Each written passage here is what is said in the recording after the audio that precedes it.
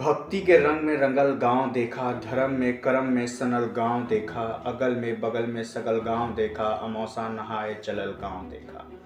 एहू हाथे झोरा ओहू हाथे झोरा, कान्ही पर बोरा कपारे पर बोरा, कमरी में केहू कथरी में केहू, रजाई में केहू दुलाई में केहू। आजी रंगावत रही गोड़ देखा, हसत हउए बब्बा तनी जोड़ देखा, घूंघटवे से पूछे पतोहिया कि अइया, गठरिया में अबका रखैया बतैया। एहरे उए लुगवा ओहरे उहुए पूड़ी, रामायण का लग के हम हुआ के ढूड़ी, चाउर आ चिउरा किनारे की ओड़ी, नयका चपलवा चारे की ओड़ी। अमौसा का मेला, अमौसा का मेला। नमस्कार दोस्तों, मैं आ गया हूँ बात करने कुंभ मेले में हुए भगदड़ को लेकर। हम बहुत सारे टीवी चैनलों में, बहुत सारे मीडिया में या बहुत सारे रिपोर्टों में ये देख रहे हैं कि कुंभ मेला में भगदड़ मचा, लेकिन अगर वो भगदड़ में मचा तो उसके पीछे जिम्मेदार कौन? क्योंकि हम बहुत आसानी से, जो व्यक्ति उस कुंभ का आयोजन करता है, जो व्यक्ति किसी मेले का आयोजन करता है, हम उस पर बड़े आसानी से उंगली उठा देते हैं, बिना ये देखे, बिना अपने गिरेबान में झांके कि आखिर कहाँ गलतियाँ हमसे भी हो रही हैं।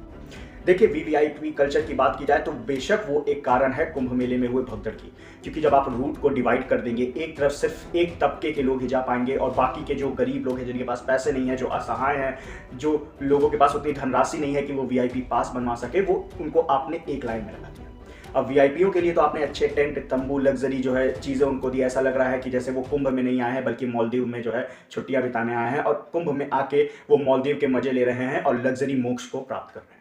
तो दूसरी तरफ हमने देखा कि जो गरीब है, जो असहाय है, जिनके पास उतने पैसे नहीं है कि वो वीआईपी पास बनवा सके, वो बेचारे कई घंटों तक लंबे लाइनों में लग रहे हैं, जो 10 किलोमीटर 12 किलोमीटर तक पैदल चले जा रहे हैं। तो जाहिर सी बात है वहाँ पे भगदड़ मचेगी।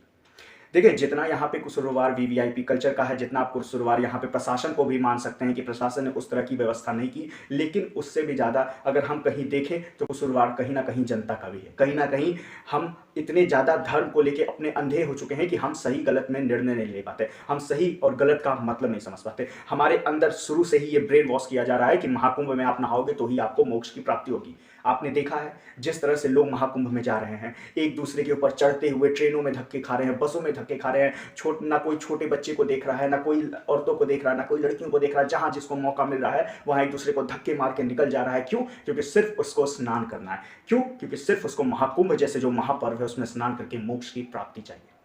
मैं आपको एक बात बताऊं कि ऐसे आपको मोक्ष नहीं मिलेगा। किसी भी धर्म के किसी भी किताबों में यह नहीं कहा गया है कि आप कहीं पे स्नान कर लो तो ही आपको मोक्ष की प्राप्ति मिलेगी। आप अपने ज़बान से गंदे हो, अपनी सोच से गंदे हो, अपने क्रियाकलापों से गंदे हो, अपने चीज़ों से गंदे हो, अपनी नीयत से गंदे हो, उसके बाद आप कैसे ये सोच सकते हो कि मैं एक जगह से जाके स्नान कर लूँगा तो मुझे मोक्ष की प्राप्ति मिल जाएगी। और वो मैं बहुत सारे ऐसे परिजनों को भी देखा जो वहाँ पे अपने 2-2 साल 3-3 साल के बच्चे को लेके गए हैं महाकुंभ में स्नान करने। अरे भाई, तुम्हारा 2 साल का 3 साल का बच्चा बेचारा 10 किलोमीटर तक उसको तुम घसीट के लेते जा रहे हो, पता नहीं वो बच्चा कहाँ धक्के खा रहा है, कितने चोटें उसको लग रही हैं, लेकिन सिर्फ हमें उससे स्नान कराना है ताकि उसको मोक्ष की प्राप्ति मिल जाए।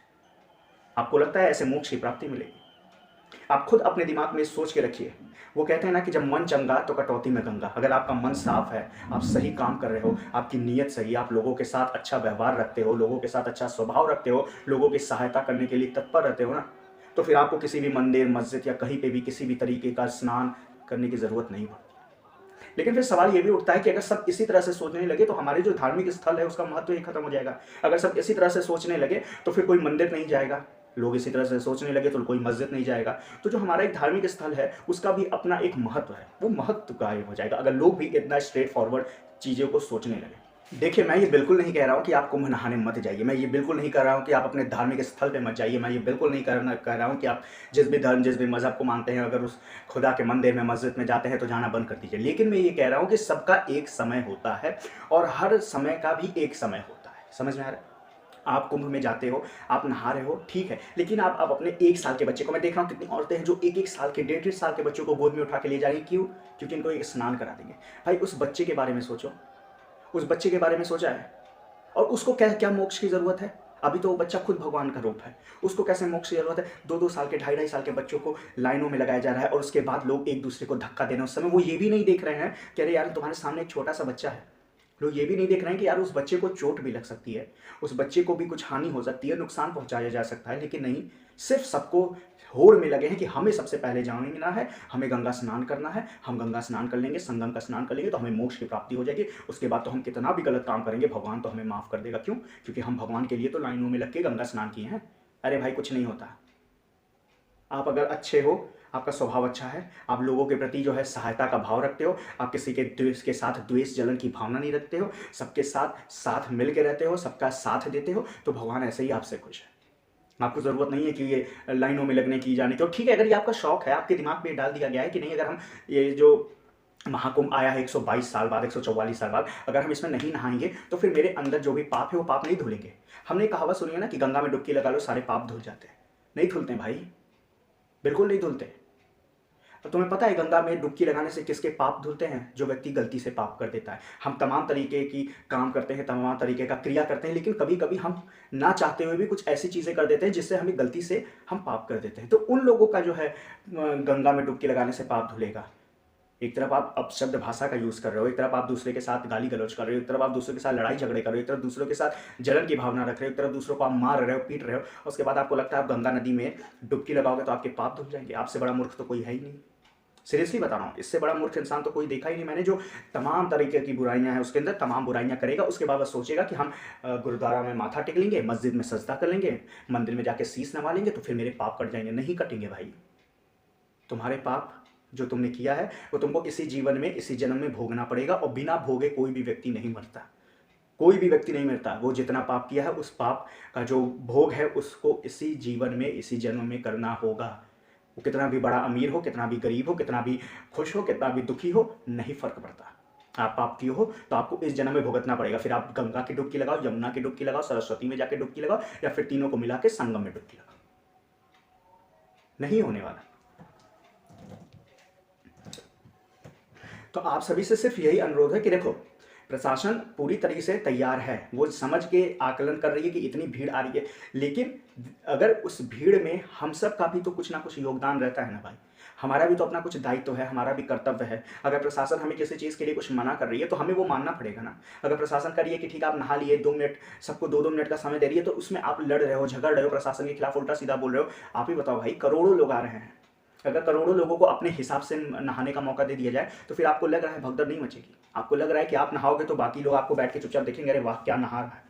उनका भी तो मन करेगा ना नहाने का, और उनका मन नहाने का करेगा तो वो भी वहाँ कूदेंगे, और जब वो भी कूदेंगे तो भगदड़ मचेगी। तो अगर प्रशासन कह रहा है कि 2 मिनट के लिए आप लोग नहाइए उसके बाद चले जाइए, तो इतना समझो। ज़रूरी नहीं कि आपको पूरा अपना पाप जीवन भर का धोना है तो आधे घंटे नहाओ।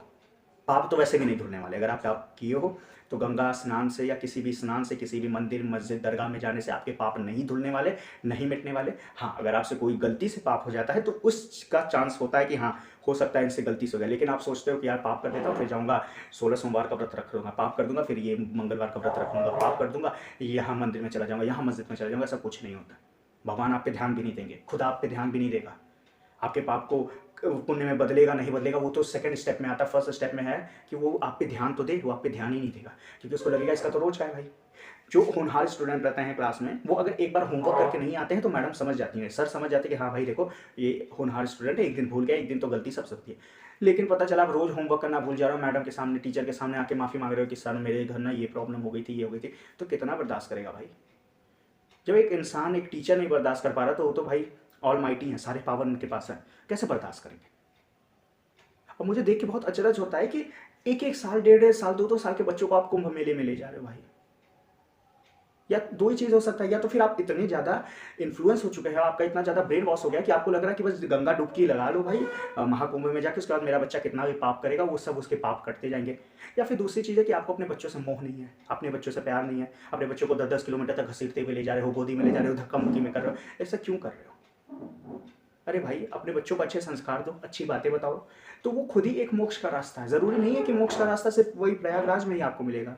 मोक्ष का रास्ता आपको आपके घर में भी मिलेगा, मोक्ष का रास्ता आपको आपके कमरे में भी मिलेगा, मोक्ष का रास्ता आप जहाँ खड़े हो वहाँ भी मिलेगा, मोक्ष का रास्ता इसी सेकंड भी आपको मिलेगा। लेकिन आप उस चीज़ में चेंजेस लाने की तो कोशिश करो। ज़रूरी नहीं कि आप जहाँ जा रहे हो वहीं आपको मोक्ष मिलेगा और बाकी जगह तो मोक्ष है ही नहीं। वहीं पे जो है मोक्ष है लिमिटेड, अनलिमिटेड मोक्ष, बाकी जगह तो स्टॉक खत्म हो चुके हैं मोक्ष के।